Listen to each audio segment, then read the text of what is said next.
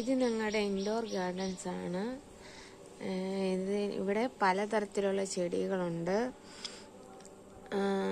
അമ്മയ്ക്ക് അതിൻ്റെ കളക്ഷൻ കൂടുതലുണ്ട്. പലതരത്തിലുള്ള ഇൻഡോർ പ്ലാന്റ്സ് ഇവിടെ വാങ്ങിച്ചു വെച്ചിട്ടുണ്ട്. നിങ്ങൾക്ക് കാണാം, പല തരത്തിലുള്ളതാണ്. ഇവിടെ പക്ഷികളൊക്കെ വന്നിരിക്കും. ഇതിനകത്ത് വളരെയധികം ഭംഗിയായിട്ടാണ് അറേഞ്ച് ചെയ്തിരിക്കുന്നത്. ഈ ചെടി വളരെയധികം പടർന്നു പോകുന്ന ഒരു ചെടി, ഇൻഡോർ പ്ലാന്റ് ആണ്.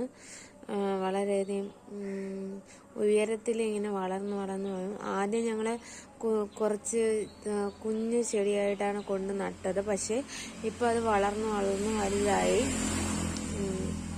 വളരെയധികം ഭംഗിയായിട്ടാണ് വളർന്നു വരുന്നത്. ഞങ്ങൾ വളരും തോറും ഇതിനെ കുറച്ച് മാറ്റി നിർത്തും. ഇത് പിന്നെ ഒരു കുറ്റി ചെടിയായിട്ടാണ് ഇങ്ങനെ വളരുന്നത്.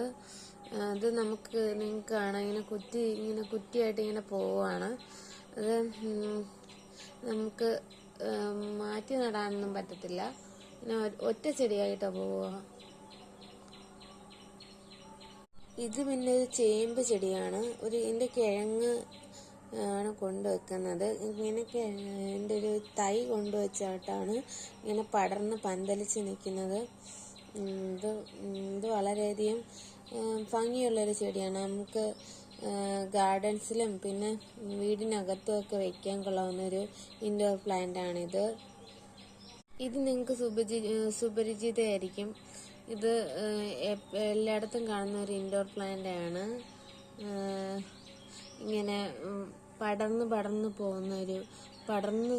പോകുന്ന രീതിയിലുള്ള പ്ലാന്റ് ആണ്. പിന്നെ ഇതൊക്കെ നിങ്ങൾക്ക് അറിയാവുന്നതായിരിക്കും.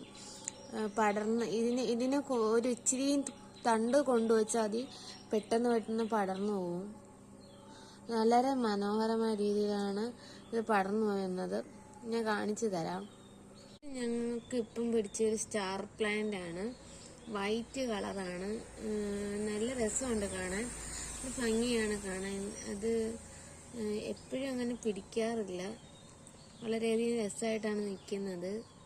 ഫ്ലവറാണ് നമുക്ക് മുറ്റത്ത് നിൽക്കുന്ന ഫ്ലവർ. പേര് എനിക്കറിയില്ല, പക്ഷെ നല്ല ഭംഗിയായിട്ടാണിത് മുറ്റത്ത് ഇങ്ങനെ വിരിഞ്ഞ് നിൽക്കുന്നത്. എപ്പോഴും പൂ കാണും, എപ്പോഴും ഒരു പൂവെങ്കിലും കാണും. ഇങ്ങനെ വളരെ മനോഹരമായിട്ടാണ് നിൽക്കുന്നത്.